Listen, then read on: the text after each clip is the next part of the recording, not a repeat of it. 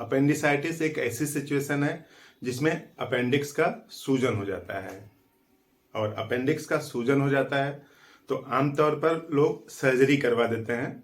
Surgery नहीं, दवा से भी अपेंडिक्स ठीक हो जाता है। इस छोटे से वीडियो में काम की बात समझते हैं।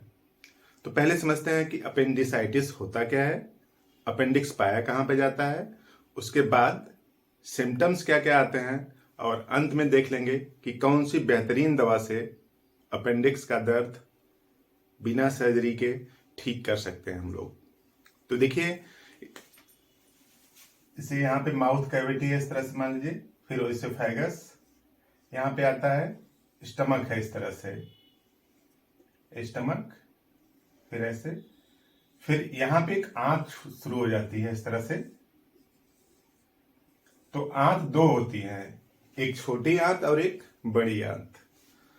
तो जिसकी मोटाई कम होती है और उसको छोटी आंत बोलते हैं, और जिसकी मोटाई ज्यादा होती है उसको क्या बोलते हैं, बड़ी आंत।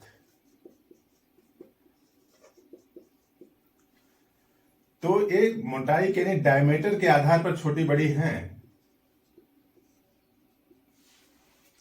यानी सकरा और चौड़ा। तो जो चौड़ा है ये बड़ी आंत है, और जो छोटा है वो क्या है, छोटी आंत है। देखा जाए तो लंबाई जो है छोटी आंत की बड़ी होती है, यानी लंबाई में ज्यादा होता है और ये लंबाई में कम होता है। तो जैसे स्टमक है, स्टमक के बाद जस्ट जो पोर्शन स्टार्ट होता है वो क्या होता है, छोटी आंत का होता है। अब छोटी आंत इस तरह से भरी पड़ी है, ठीक है। फिर उसके बाद यहां से बड़ी आंत स्टार्ट हो जाती है इस तरह से।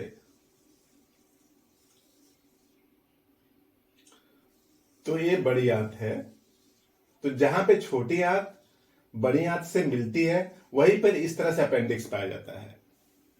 यानी छोटी आंत बड़ी आंत जहां पे आपस में मिलती हैं वहीं पे क्या है, अपेंडिक्स है। और बेसिकली क्या है, राइट पोर्शन में होता है। जैसे हम खड़े हैं तो राइट हाथ दाहिना हाथ है, तो दाहिने तरफ होगा। तो मान लीजिए बॉडी का पोर्शन क्या है, राइट है और ये लेफ्ट है। तो राइट साइड में पाया जाता है अपेंडिक्स, ये है जहां पे छोटी आंत बड़ी आंत से मिलती है। तो ये जो अपेंडिक्स है इसमें अगर इन्फेक्शन हो जाता है, मोस्टली बैक्टीरियल का इन्फेक्शन होता है, इन्फेक्शन हो जाता है तो उसी अवस्था को क्या बोलते हैं, अपेंडिसाइटिस। वैसे भी एक मोटा सा टर्म आइटिस जिसमें लग जाए उसका मतलब इन्फ्लेमेशन हो जाता है। जैसे कंजंक्टिवाइटिस यानी कंजंक्टाइवा का इन्फ्लेमेशन, ठीक है। आयराइटिस आयरिस का इन्फ्लेमेशन। तो कहीं पे भी सूजन होता है तो उसको समझने के लिए लास्ट में क्या लगाते हैं, आइटिस। तो ये जो अपेंडिक्स है, इन्फेक्शन हो जाता है, बैक्टीरिया का इन्फेक्शन, तो अपेंडिसाइटिस बोलते रहते हैं। तो अपेंडिसाइटिस के सिम्टम्स की अगर बात करें तो यहां पे पेन बना रहता है इस पोर्शन पे, राइट साइड में। ये जो राइट साइड है इसको कैसे समझेंगे, तो इसको यूं समझते हैं कि जैसे मान लीजिए कोई आदमी है इस तरह से यहां पे, और ये उसका पोर्शन है इस तरह से, यहां पे पैर वाला पोर्शन शुरू हो जाता है इस तरह से, ऐसे, ठीक है। तो ये राइट साइड है और ये लेफ्ट साइड है। तो मान लीजिए यहाँ पे नाभि है इस तरह से, ठीक है, नाभि, और जहां पे बेल्ट टिकता है, ये मान लीजिए यहाँ पे बेल्ट इस तरह से लगाता है आदमी दोनों तरफ, यहाँ पे जहां पे बेल्ट टिकता है वहां से लेकर के यहां तक एक लाइन खींच दीजिए। उस लाइन को 3 सेगमेंट में डिवाइड कर दीजिए, बराबर सेगमेंट में डिवाइड कर दीजिए। तो यही पे है मैकबर्नी पॉइंट, मैकबर्नी पॉइंट। इसी पर टेंडरनेस होगा। बात समझ में आई? ये जो नाभि वाला पोर्शन है और यहां पे जहां पे बेल्ट टिकता है राइट साइड में, उन दोनों को मिला दीजिए। मिलाने के बाद 3 भाग में डिवाइड कर दीजिए, 1 2 3। तो इस वाले पोर्शन पर है एक पॉइंट, क्या नाम है, मैकबर्नी पॉइंट। साइंटिस्ट के नाम के आधार पर दिया गया, उन्होंने फर्स्ट टाइम डिस्कवर किया था। तो मैकबर्नी पॉइंट है, इस पे टेंडरनेस होगा, ऐसे दबाएंगे तो दर्द करेगा। मतलब अपेंडिक्स की ही दर्द है। पेट में दर्द तो कई वजह से होता है, गैस बन सकती है तो इधर उधर दर्द करता रहता है, मसल स्ट्रेन हो सकता है, मस्कुलर पेन हो सकता है, कई टाइप का होता है। लेकिन इस स्पेसिफिक पोर्शन पर अगर दर्द हो रहा है तो अपेंडिक्स का ही है।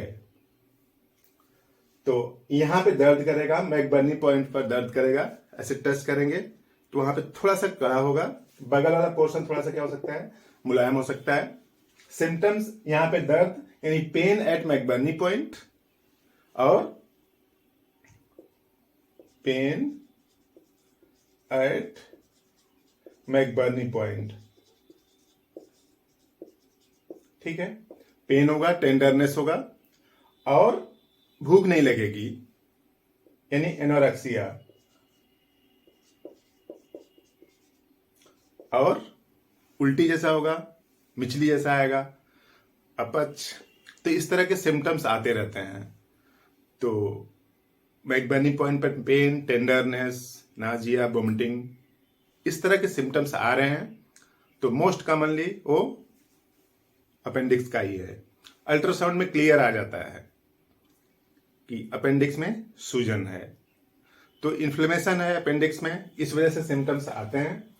तो अब इस सिचुएशन में लोगों को सर्जरी की सलाह दी जाती है, इसलिए कि बेसिकली जो यहाँ पे अपेंडिक्स जो है उस शरीर के लिए बहुत छोटा रोल प्ले करता है, यानी यूं समझे कि शरीर के लिए ज्यादा यूजफुल नहीं है, शरीर के लिए ज्यादा यूजफुल नहीं है, इसलिए सर्जरी करके उसको निकाल देना आसान लगता है लोगों को।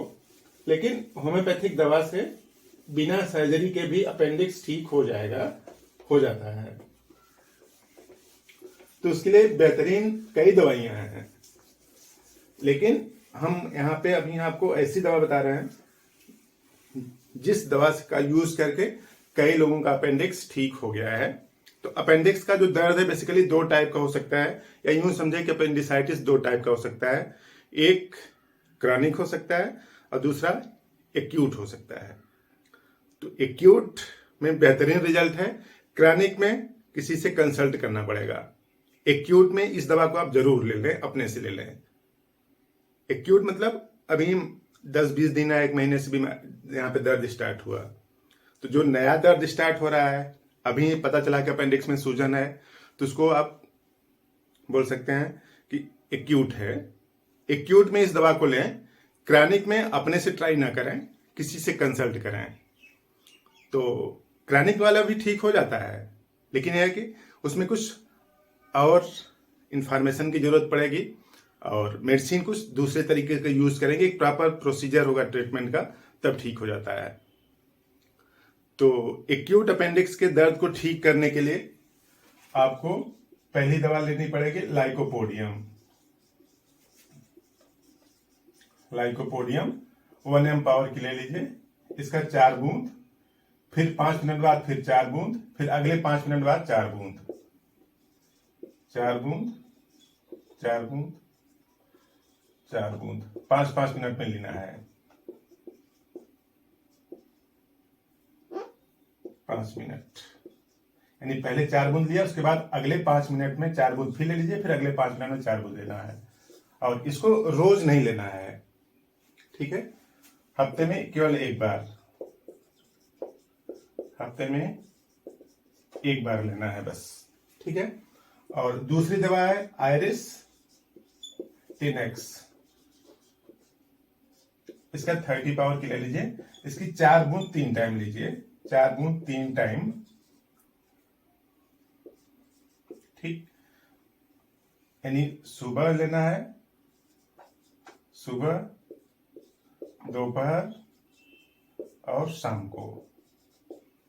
और तीसरी दवा है नक्स भूमिका 30, इसका 4 बूंद रात में, 4 बूंद रात सोने के पहले,